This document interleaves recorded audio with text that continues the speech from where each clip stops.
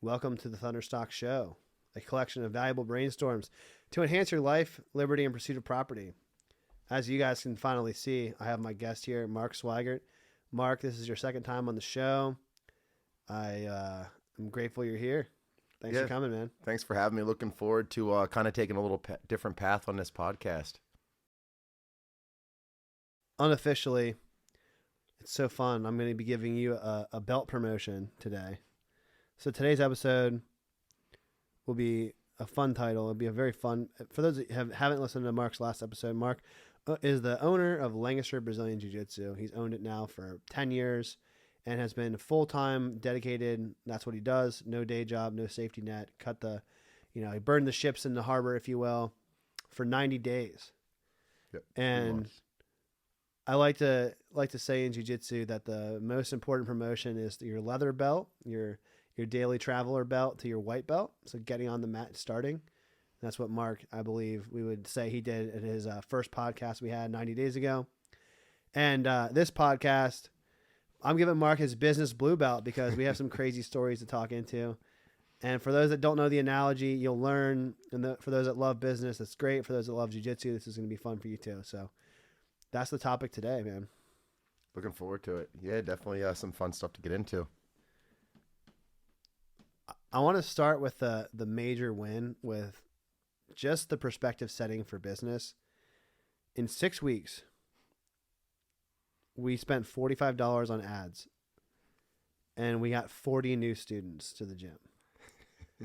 We've been working together for 90 days. So before the 6 weeks period, we were talking about what's the offer, going over marketing basics, like who's your ideal client profile, what channels to target, what do you like, what do you not like, core values, mission statement, really large branding activities off the record. Talked about how we want to, what kind of budget we want to spend, what initiatives, build in the process of building a new website. We got a lot done in 90 days. A lot. From a marketing standpoint. But the active campaign, we've done more than one campaign as far as, getting a sign built, looking at a new gym location, real estate, walk that. You've been creating new classes and restructuring classes and, pricing. All those things are marketing related. But when it comes to creating an ad campaign, Alex Ramosi is one of the best advertisers in the modern day. And his average is for every $1 he puts in, sell is $36. 36 ROAS. From a marketing agency standpoint, if we put in $1 and you make $3 back, you usually look at that as like a good baseline of success. If you put $1 in, you make less than $1 back, you're doing something wrong, whether it's your offer's not good, the market fit's not good, or you're just doing terrible advertising. So for Mark's campaign, we put $45 in. The average value of a new student is $1,200. We figured out through math. So if I'm going to do this math, and again, I'm going to ballpark it. Instead of $1,200, we'll call it $1,000. We'll bring it down. It's like $40,000 for $45 in ad spend in 2023. So that's insane. Crazy. The goal for the end of the year was, I think, 15 new students or 20 new students. 35. You wanted 35. 35. When we talked that was the monthly rate. That was about 15 per month is what we were looking to generate. For quarter four. For just the end of the year, going to the busy season, and really hoping to get some analytics. And with, again, no experience going into this brand new, we weren't expecting that long-term play to be where we'll be next year at this same point. But it's been, insanity.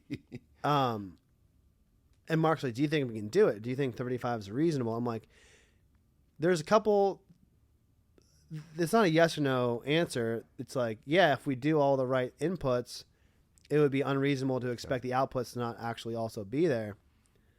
And the reason I'm giving Mark a blue belt in business is because I look at promoting someone from white belt to blue belt in jiu-jitsu.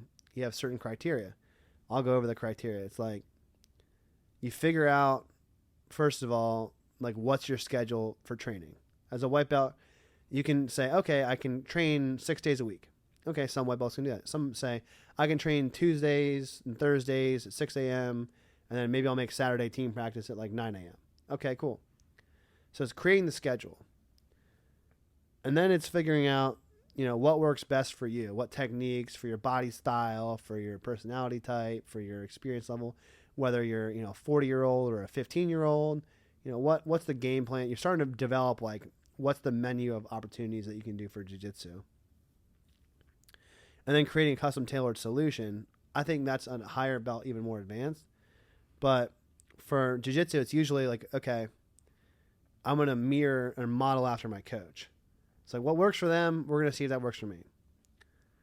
And then it's like picking your training partners wisely. So usually in jiu-jitsu, one of the hardest parts is you might not know people, you don't know who to go with. But when you start training with the same people over and over again, you get this familiarity. And then you have people that want to be your partner too. Consistency.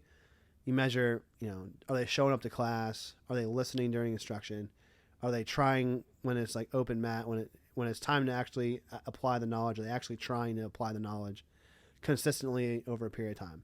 In other words, 3 times a week, every week is a lot better than 6 times a week and then taking 3 weeks off, and then 6 times a week and then taking 3 weeks off. Which is still fine, right? Like some people, that's all they can do. That's still fine, but consistency is king. Everything. And then the last thing I think about when I'm looking at someone from white to blue belt is like, are you a good team member? Are you an asset to the gym? Are you helpful? Do you help make the culture better? Do you, are you a good partner to your fellow team members? And are you coachable? Like, do you listen to instruction? And do you, are you a coachable person? So that's how I look at when it comes to promoting from white to blue. Mark, when it comes to jiu-jitsu, when you have a new student and you want to promote them to blue belt, what are your criteria? Can you add to that? Yeah, absolutely. So I think for us, the number one thing that really is my barometer for that initial step to blue belt is, do I feel this individual can defend themselves against an untrained person? And that's really that first big step to kind of be super generalized. But all those things Ross said really play into it on the same effect in the jiu-jitsu realm. I mean, are they consistent? Are they showing up?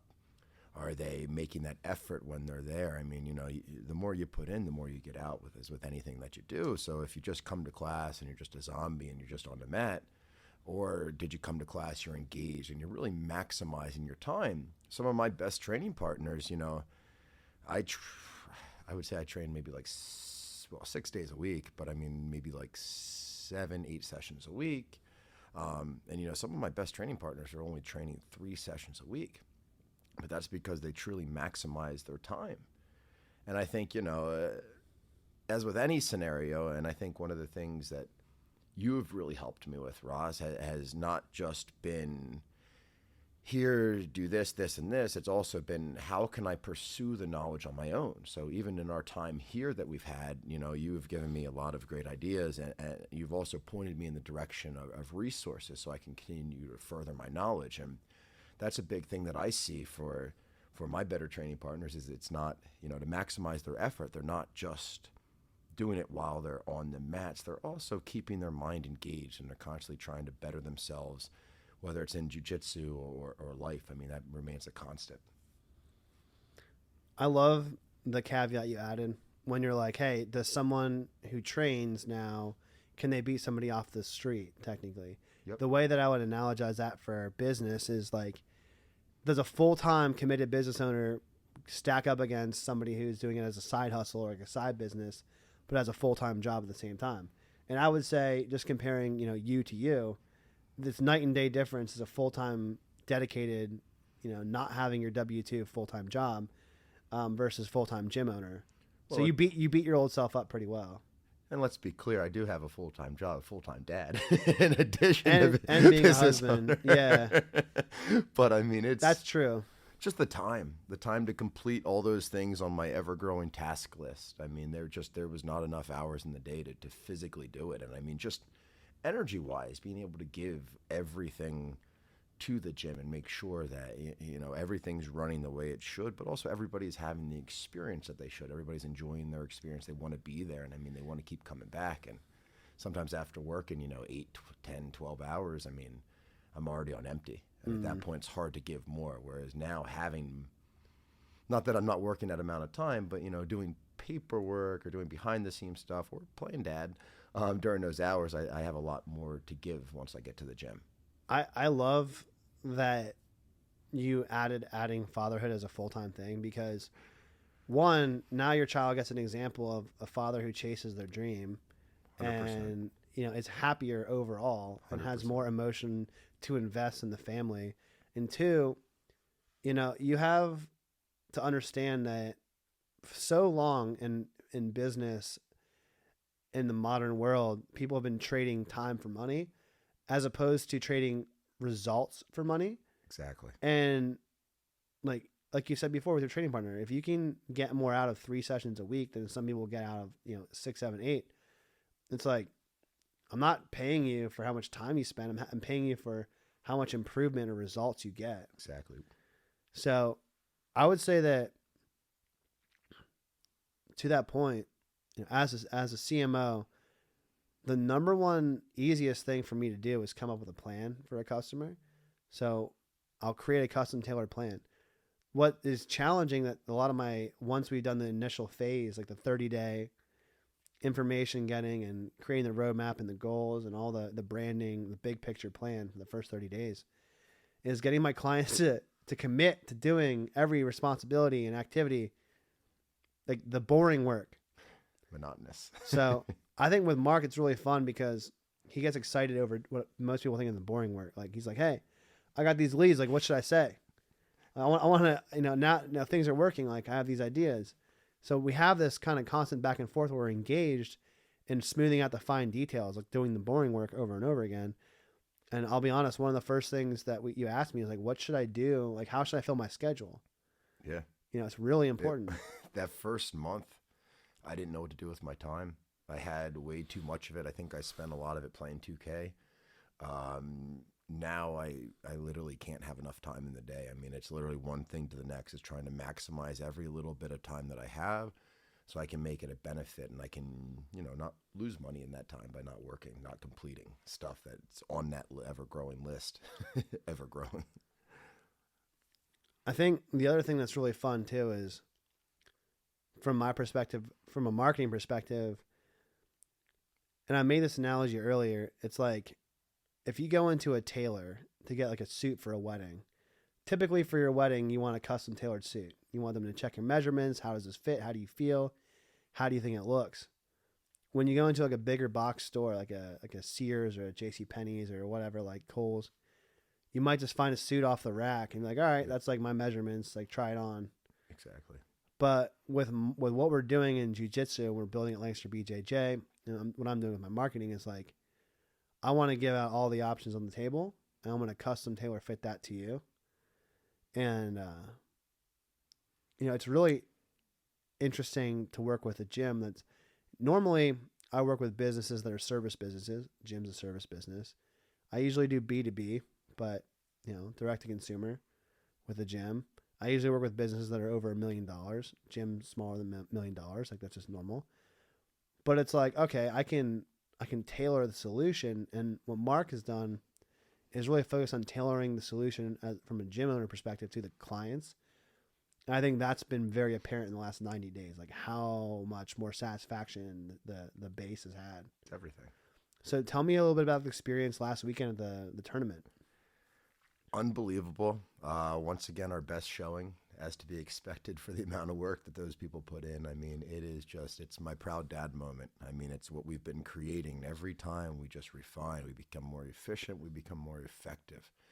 And we placed out of 72 teams 5th, which was really good considering we had significantly less competitors.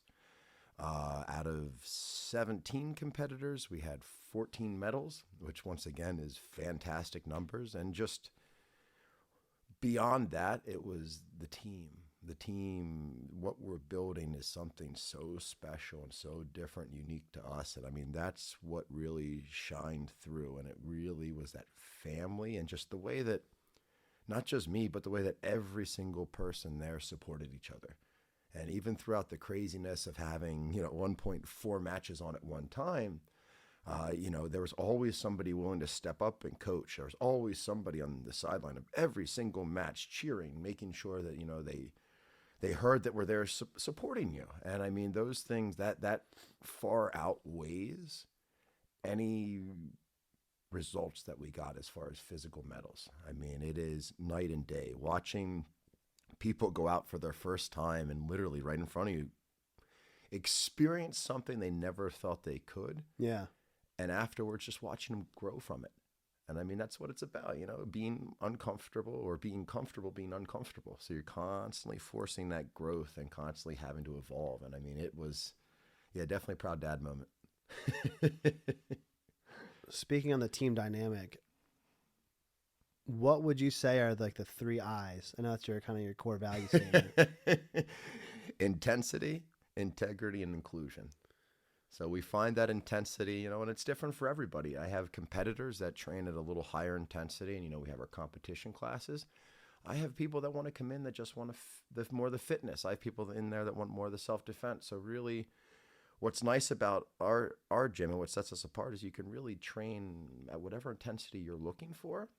And my competitors are so good about being aware of who they're training with as well. Mm-hmm. I mean, as far as inclusion, I don't bring any bullshit into the gym. There's my one swear word for the day. It's all right. I believe no race, religion, political, none of that shit. We keep it all out. I just believe in making everybody feel like a part of the team. Today's episode is brought to you by Lancaster Brazilian Jiu Jitsu.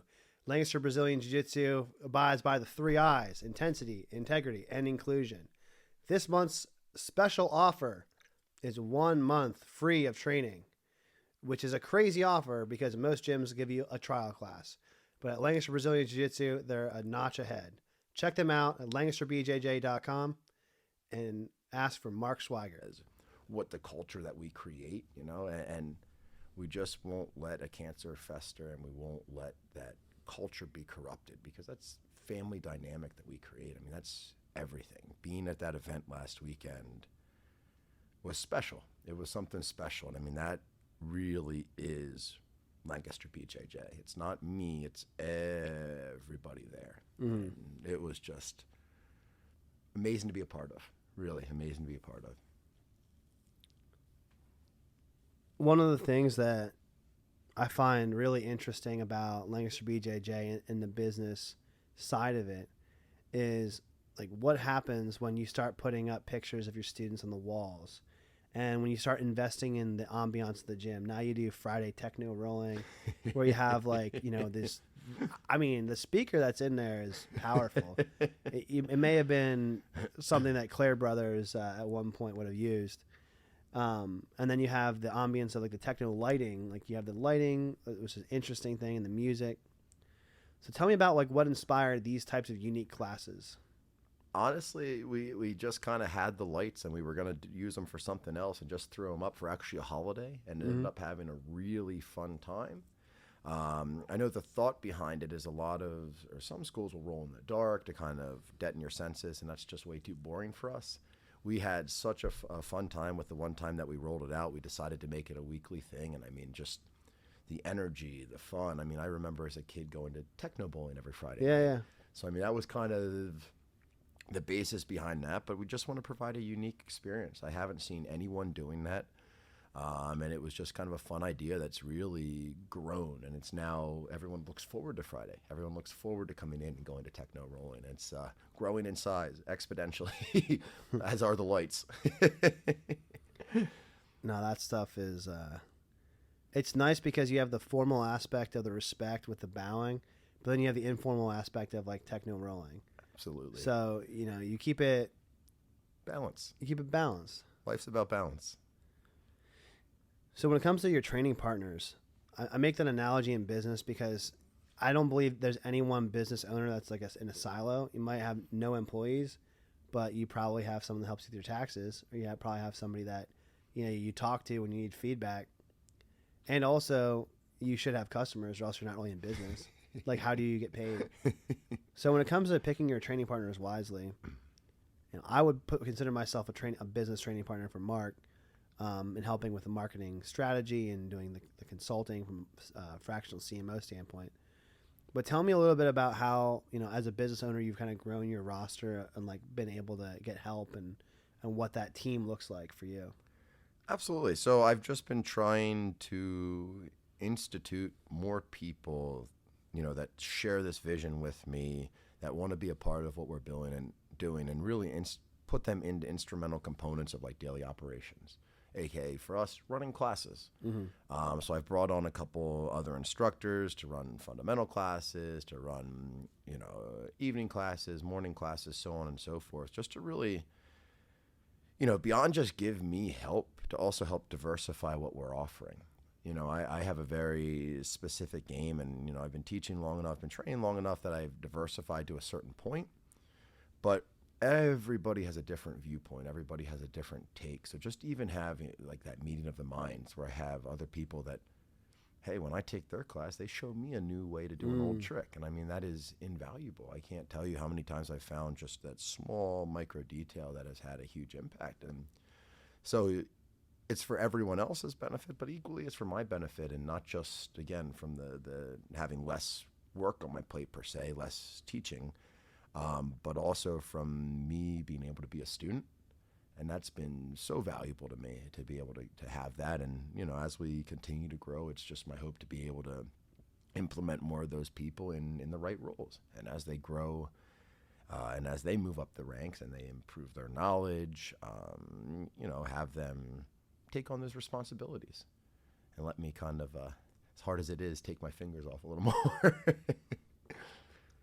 So when people are going through the ranks in jiu-jitsu, it's not all about what you do on the mat. It's how you contribute to the overall the integrity of the community, but also the overall experience for others. It's 100%. Like, so much of it is giving people an opportunity to give back. Like, for me, I'm qualified to teach, but like wouldn't want to do the same thing with like an advanced jiu-jitsu class.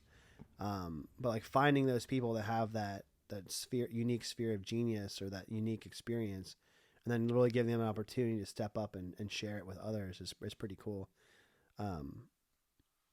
Versus maybe some other gyms have every class instructed by the same person, and it's just like a copy paste repeat of the same lesson, repeated, or the same way. I really appreciate that part of the business, where it's like a 360-degree view of like what the gym has to offer. Cool. Another one I want to talk about is, how has your weekly activity tracking been different in the last 90 days versus as an owner prior to you stepping in that full-time position? Like, what do your days look like now? Like, how do you measure like what you're going to do? I know before you said you had more time to play video games before, because you just didn't know what activities to take. So what does that look like from a consistency standpoint, and like what does your schedule look like now? Honestly, it is completely dependent on what needs accomplished. So super flexible. I have things I prioritize, which typically revolve more around member experience, and those always take priority over everything else. I have days I set up all my posts, so essentially you structure everything ready to run. I have For social media? For social media.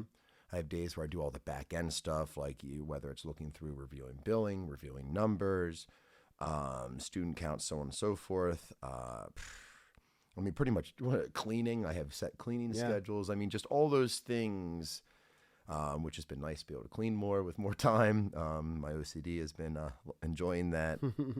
But I'm sure everyone else appreciates a clean gym too. Yeah. But that's customer experience. And it's all, I mean, it really all depends what I need accomplished, because then I also have to find time to do more of the bigger picture things, plan things out, seminars, even just t-shirt orders, rash guard orders, stuff like that. All those marketing, more strategy, more of the visionary type stuff, less of the daily operation. So, I mean, I have to bounce back and forth. So it's really just what I need done for the week. And I have two lists. I have one which is a more long-term, And then I have my prioritization list, and I just try to knock the stuff off my priority list as quick as I can. And then I do more of the other long-term planning stuff when I think I have a little bit of downtime, if I can't squeeze a game of 2K in. I think it's still important to squeeze a game of 2K in because you need some time to unplug. You need it, man. You need balance. That's what life's about. You need some enjoyment. Not that I don't enjoy jiu-jitsu, and not that I'm not addicted to the business now. But people that don't know you as well, or for as long, you were a competitive basketball player growing up. You played for Ephrata High School, and then for a long time. Was it Westchester College? No. I went to Shippensburg. Played at Shippensburg. And then I ended up joining a fraternity instead. Yeah, so you played a different shooting game, maybe beer pong or something. Wasn't one of my best decisions, but such is life, yeah. Yeah, but it's important to, growing up, it's like... Yeah, it's a learning experience. Yeah. That's what life's about. It's just constantly growing. And I think, that's been the biggest thing that I've taken away from this whole experience and jumping off the ledge. And I know it's terrifying, but looking back on it, I can't believe I waited this long. And I mean, it's one of those things where maybe time-wise with COVID, with all that shit, I mean, maybe it wasn't the right time. Maybe I wouldn't have been successful. Maybe the gym wouldn't still be here. So, maybe it did play out this way in my favor, but at the same time, just what we've seen in the past couple of days, I mean, it's unbelievable. In the past couple of weeks, it's been unbelievable, and it's just proofs in the pudding, and hard work pays off, and it's been neat to see and understand that growth, and just hope to continue in some manner of it. So tell me some exciting things about what's next for the business.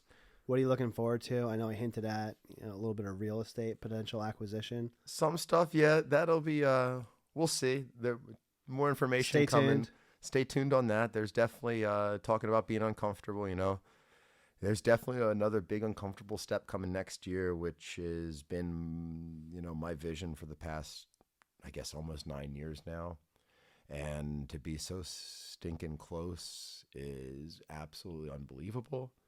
Terrifying, to, again, maybe jump off that ledge or maybe just jump down a little bit more, to take another little leap. But the last one paid off, so it's just creating the best experience possible for my members is what I'm on the hunt and the pursuit of right now. And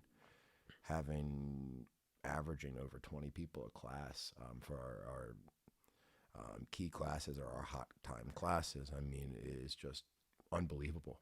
For kids and adults is unbelievable. And just a blessing, and just truly thankful for it. That's awesome, man. So I'm going to wrap it up. Do you have anything else you want to share as far as that's top of mind that you think anyone listening would want to One thing, because I think my ADHD took us on a little track. That number for the end of the year was 35 people. Yeah. We hit 36 in 6 weeks.